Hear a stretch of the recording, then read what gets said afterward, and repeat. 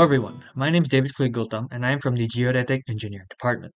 And today I will be presenting my research on the delimitation of maritime boundaries of the Indonesia-Malaysia exclusive economic zone in the South China Sea by considering the 2022 Malaysian base point. Now, this topic is very crucial due to the overlapping exclusive economic zones or EEZs, which have significant implications for research management and international relations. Now, Indonesia, as an archipelagic state, shares maritime boundaries with several different countries. However, for this research, I'll be focusing on the border between Indonesia and Malaysia, specifically on the South China Sea, which is particularly important due to its rich resources and strategic trade routes. In 2022, Malaysia introduced a new baseline for its maritime claims, which has complicated the existing EEZ delimitation with Indonesia. My research aims to explore these complexities and propose equitable solutions. As you can see from the images on the left, Malaysia actually uses a normal baseline that is attached to its coastline, while in 2022, on the right image, it shifted into a straight baseline, which completely changed the maritime delimitation. Now, three main objectives for this research is that firstly, it is to analyze the overlap of VEZ claims when we consider Malaysia's new baseline and how it changes and differs from prior to 2022. Secondly, is to simulate potential maritime boundary lines between Indonesia and Malaysia. And third is to assess whether these options that I previously mentioned in the second objective, are equitable under international law. Now, three main steps for my research. First is data collection. As you can see from the image, I utilize geographic coordinates and maps to establish the baselines of both Indonesia and Malaysia.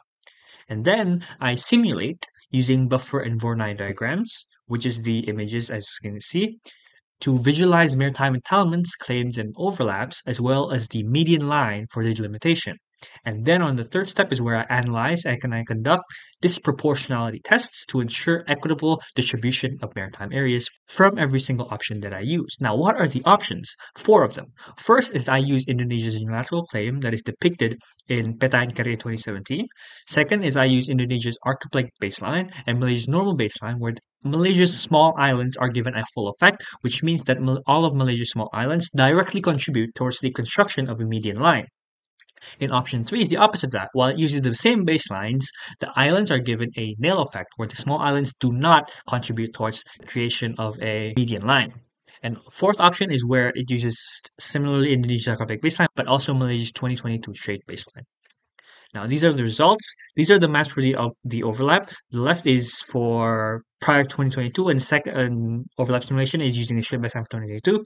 As you can see here, there is a significant difference in overlap, and this directly contributes towards the complexity of maritime delimitation by using the straight baseline for Malaysia. And this is the disproportionality test. These are the maps that I created. This is option 1, option 2. This is option 3, option 4, with these as the results. This is the ratio for relevant coast, and this is the ratio for relevant area. And as you can see from these four potential boundary options, it can be seen that none of the ratios of relevant coastlines and areas actually exceed 1.1.3, as you can see here. That means every single option, just from the sheer numbers, gives an equal and equitable solution. However, based on the overlap, option 4 can be considered as inequitable. And these are the conclusions, ladies and gentlemen. With these three conclusion points, where Malaysia's use of a straight baseline complicates overlapping claims, 4 options are determined, but none of the ratio measurements exceed 1/1.3. With out of the 4 options, only the first 3 are found to be equitable, while the fourth one is not.